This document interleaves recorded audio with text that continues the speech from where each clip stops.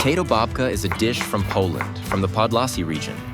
Its main ingredient is potatoes, and just like with many other traditional dishes, every home has its own version of the recipe. I won't lie if I say that it easily makes it into my top 10 best dishes in the world. And now I invite you to one of several of my recipes for this incredible dish. To begin with, we'll need 3 medium onions, which we cut into a medium dice. Not too big, not too small, just right. Transfer them to a frying pan and add oil, salt, and a tablespoon of butter. Place the pan on the burner and fry the onions over medium-low heat for about 15 minutes until they're soft, sweet, and beautifully fragrant. While the onions are frying, let's prepare the bacon. We're using fresh, raw bacon, straight from a local butcher, weighing about 1.5 kilograms. Yes, it's definitely more than we need, but it looked so good that I simply couldn't leave it behind. We remove the skin using a good sharp knife and then cut the bacon into long slices about 1 centimeter thick.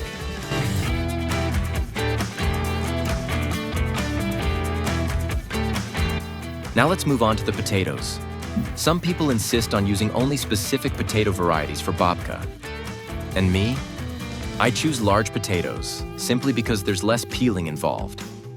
We'll need about 5 kilograms of peeled potatoes, which then need to be grated. I strongly recommend using an electric grater here instead of a manual one. Your arms will thank you.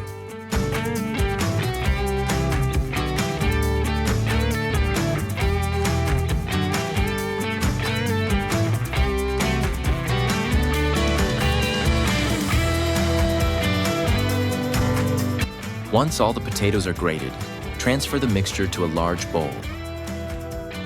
Using a ladle, skim off the water released by the potatoes and replace it with milk. I usually remove about 250 to 400 milliliters of liquid and replace it with the same amount of milk.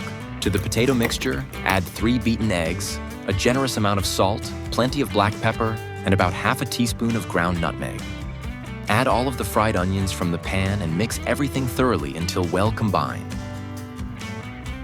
Grease the baking dish in which we'll bake our potato babka with butter or margarine. Arrange the sliced bacon on the bottom. Then slowly pour the potato mixture over everything. Finally, add a little more butter on top and cover the dish. Now, all that's left to do is place it into an oven preheated to 175 degrees Celsius, 347 degrees Fahrenheit, for about 1.5 hours. After that time, remove the cover and return the dish to the oven, increasing the temperature to 200 degrees Celsius, 392 degrees Fahrenheit. Bake until the top becomes crispy and beautifully browned, about 30 minutes, though this depends on your oven.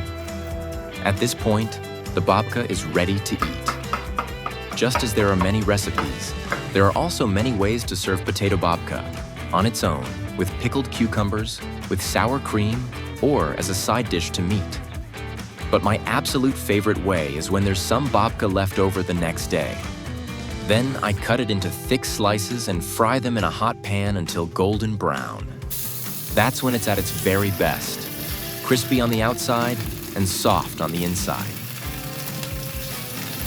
That's it for today, folks. Don't forget to give it a thumbs up, drop a comment, and I'll see you next time. Bye.